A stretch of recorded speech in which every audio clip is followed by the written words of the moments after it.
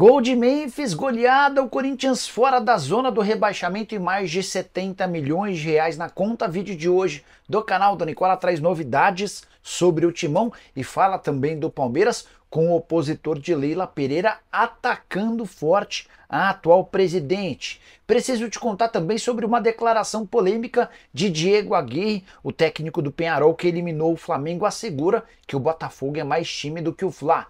Por falar no rubro-negro, destaque e detalhes da derrota pro Fluminense. Fim de um incômodo jejum, o Fluminense fora do Z4 e o Flamengo completamente distante da briga pelo título do Campeonato Nacional.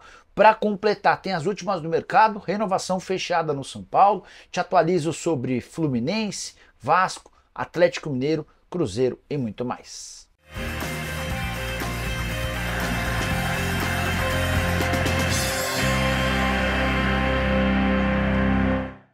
Fala aí pessoal, sou Jorge Nicola, bem-vindos a mais um vídeo do canal, sempre bom ter vocês por aqui, sem perder tempo, só pedir para deixar like, se inscrever no canal e ativar todas as notificações. Bora contar também que todo esse conteúdo é um oferecimento de 1xBet, a mais antiga parceira do canal do Nicola. Queria mostrar as minhas sugestões para essa sexta-feira. Começo fazendo uma aposta internacional, imaginando a vitória do Borussia Dortmund na Bundesliga contra o São Paulo, a vitória do Alavés no Campeonato Espanhol contra o Valladolid e a vitória do Al Hilal contra o Al Feiha. Nesse jogo especificamente, além da vitória do Al Hilal, preciso que o time do JJ faça pelo menos 3 gols, a partir de 3 gols, para que essa aposta de R$40 se transforme em R$116. Tem ainda jogos do Campeonato Brasileiro, são 3 partidas nessa sexta-feira. Acho que Atlético Goianiense e Cuiabá empatam, tenho certeza da vitória do Botafogo contra o Criciúma e acho que o Cruzeiro vence o Bahia. E você, gosta de futebol? Vem se divertir comigo na 1xBet, link no comentário fixo. Clica, faz seu cadastro, só não esquece de utilizar o promo code Nicola para que o pessoal saiba que você veio do canal do Nicola. É importante sempre lembrar, você precisa ter mais de 18 anos de idade e jogar sempre com responsabilidade. Combinado? Bora começar o vídeo com aquele tradicional giro de notícias e a primeira informação é justamente sobre o Botafogo, que volta a mandar uma partida no Maracanã após quase 10 anos. E o retorno promete ser com bastante público, os 55 mil ingressos disponíveis já estão totalmente vendidos. Quero falar também sobre o Cruzeiro, que divulgou mais de 30 mil ingressos comercializados para o confronto das 21h30 dessa sexta-feira contra o Bahia no Mineirão. Jogo super importante do Bahia com 45 pontos contra o Cruzeiro com 43. Já Guilherme Arana não deve participar da semifinal da Copa do Brasil contra o Vasco nesse sábado em São Januário. O lateral esquerdo não participou do treino dessa quinta-feira, ele ainda segue se recuperando de contusão e a expectativa é de que seu retorno aconteça apenas na próxima terça-feira contra o River Plate. Bora falar sobre o rival do Galo, o Vasco da Gama, que fará às 10 da manhã dessa sexta-feira um treino aberto para a torcida em São Januário, expectativa de grande público e um clima bastante quente para preparar os jogadores para a decisão, jogo que vale pelo menos 31 milhões e meio de reais. É que aquele que passar entre Vasco e Atlético estará na final da Copa do Brasil e o prêmio prometido pela CBF ao vice-campeão é de 31 milhões e meio de reais. Se o time for campeão, em vez de 31,5, a equipe campeã embolsa 73 milhões e meio de reais. Só para completar uma informação que vem do exterior, o Campeonato Argentino não terá rebaixamento em 2024. Essa decisão foi tomada pelo presidente da AFA, Cláudio Tapia, durante reunião nessa quinta-feira, na mesma reunião que ele inclusive foi proclamado como reeleito presidente até 2029. Se você acha que a seleção argentina foi campeã da última Copa por conta da organização do seu futebol, esqueça essa história. Com o não rebaixamento de clubes, o Campeonato Argentino terá em 2025 30 equipes na primeira divisão. Bora falar agora sobre uma oferta bilionária. É que o presidente do Barcelona admitiu ter recebido 6 meses atrás uma oferta por Lamine Yamal de 1,5 bilhão de reais. Essa oferta não teve o clube revelado, mas depois descobrimos que tratava-se do PSG. Juan Laporta informou que essa oferta girava na casa dos 250 milhões de euros. Negócio que faria do Yamal a maior venda da história do futebol, superando os 222 milhões de euros que envolveram a saída do Neymar para o PSG. Cláusula de rescisão do Lamine Yamal é de 1 bilhão de euros. Ele renovou recentemente seu contrato até 2026, mas o Barcelona já tem planos para estender esse contrato até 2029. Por falar em renovação, quero trazer uma novidade no São Paulo. Lisiero não ficará somente até dezembro no tricolor. Embora muita gente tenha informado isso, dá para contar que assim que ele retorna do empréstimo do Iverdon lá da Suíça e entra em campo para jogar no São Paulo nesse segundo semestre, automaticamente o seu contrato foi prorrogado por mais 6 meses, ou seja, nesse momento o Lisiero tem contrato até junho de 2025. Essa cláusula de extensão automática já estava prevista quando o São Paulo emprestou o Lisiero para o Iverdon. Já se sabia que ele voltaria 6 meses do fim do contrato e qualquer participação dele pelo tricolor estenderia esse vínculo. Há ainda a possibilidade para o São Paulo de uma prorrogação por mais 6 meses, ou seja, até dezembro de 2025, se no fim dessa temporada o São Paulo avaliar como positiva essa ideia. Jogador que é contestado pelo torcedor tricolor, mas que parece ter caído nas graças do Zubeldia. Desde que retornou da Suíça já esteve em campo em 8 partidas com 260 minutos. Seu último jogo na derrota pro Cuiabá, quando ele entra nos minutos finais. Só uma curiosidade: a escalação do Lisiero rendeu uma série de críticas ao Zubeldia, dentro e fora do Morumbis. Torcedores em especial e até alguns diretores não gostaram da presença do Lisiero, especialmente porque ele ocupou a vaga do Marcos Antônio, um dos principais reforços contratados na janela do segundo semestre. Para completar, é importante só lembrar que o Marcos Antônio jogou contra o Vasco na última quarta-feira no Brinco de Ouro como titular, deixou excelente impressão e a tendência é que ganhe essa vaga.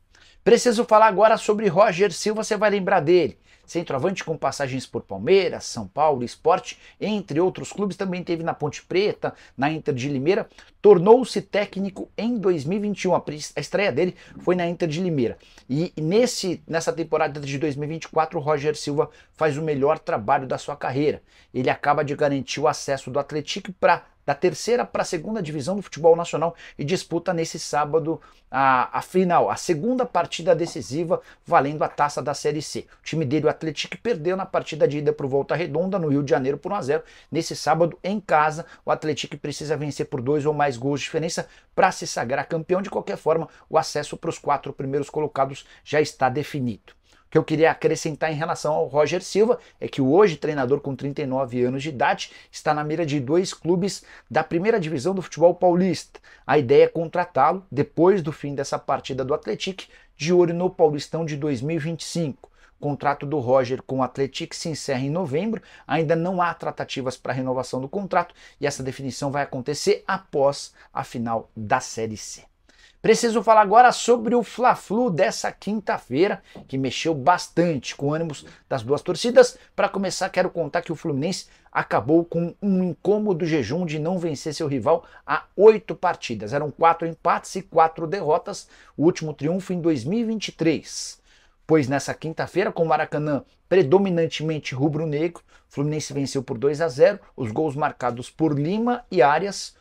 O gol do Lima nasce de um passe espetacular do Ganso, o mesmo Ganso que desperdiçou um pênalti ainda no primeiro tempo. O resultado foi super importante para o Fluminense, que acaba de deixar a zona do rebaixamento. Nesse momento o Flu ocupa a 15ª colocação, 33 pontos conquistados. Ele ultrapassou o Atlético Paranaense.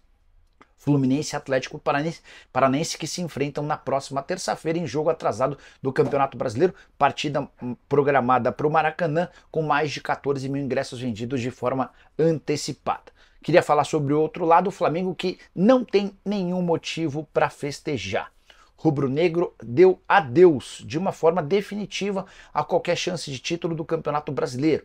É que o Flamengo se mantém no 4º lugar com 51 pontos, 9 pontos de desvantagem para o Botafogo, enorme diferença. Para que o Flamengo pudesse sonhar com o título, ele precisaria vencer praticamente todos os seus jogos, o que não aconteceu justamente contra o Fluminense. Muitas críticas a Gabigol e Alan, que não fizeram um bom clássico. O Felipe Luiz decidiu poupar alguns dos titulares de olho no jogo do próximo domingo, válido pela semifinal da Copa do Brasil contra o Corinthians na Neoquímica Arena, e o Gabigol e o Alan foram os destaques negativos. Felipe Luiz também foi cornetado.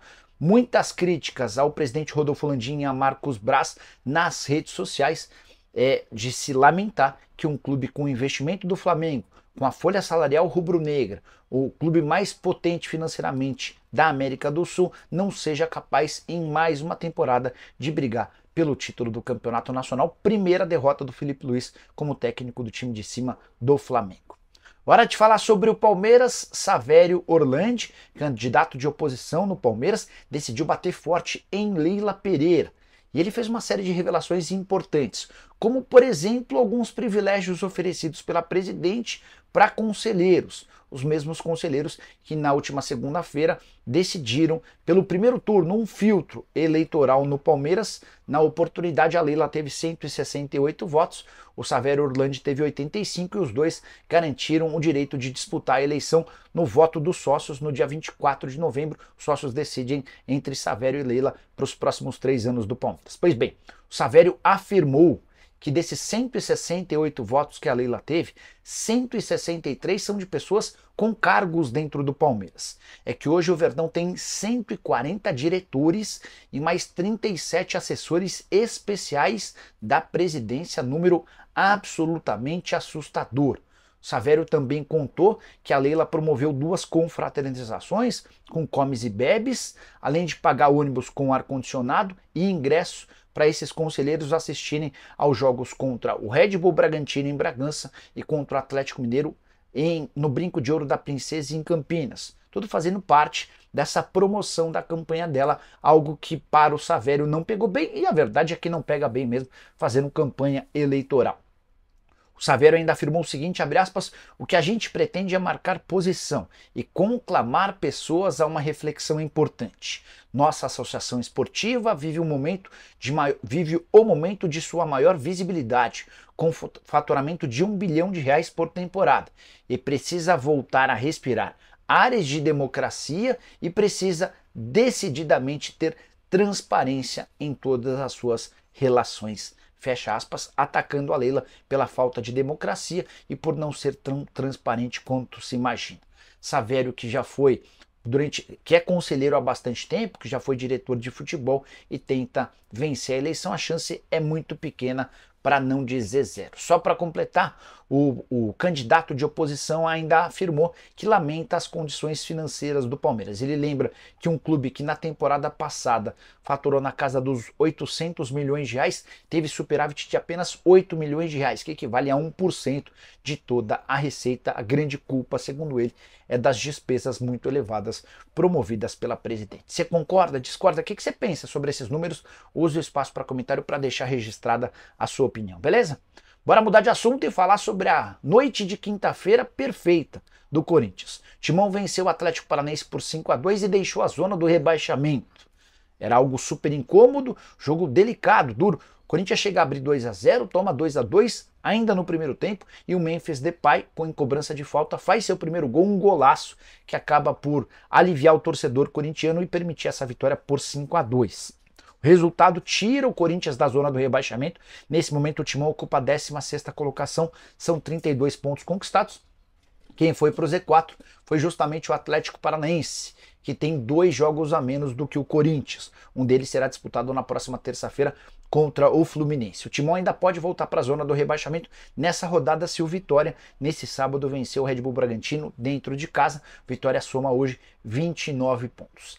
Além da vitória por goleada, deixando uma excelente impressão, com direito ao primeiro gol do Memphis com a camisa alvinegra, o Timão também chegou a 72 milhões de reais em bilheteria nos seus jogos como mandante. Nessa temporada foram 29 partidas, média de arrecadação de 2,5 milhões de reais, que superam a média da temporada passada, quando o Corinthians registrou 2.300.000 por partida. Essa média certamente vai aumentar, porque nos próximos dias o Corinthians faz jogos importantíssimos por Copa do Brasil contra o Flamengo e de semifinal de Sul-Americana contra o Racing. Só a título de comparação, no ano passado, o Corinthians havia faturado com bilheteria 85 milhões de reais em 37 partidas. E você, o que pensa sobre esse novo Corinthians? Já dá para cravar que o Timão não cai?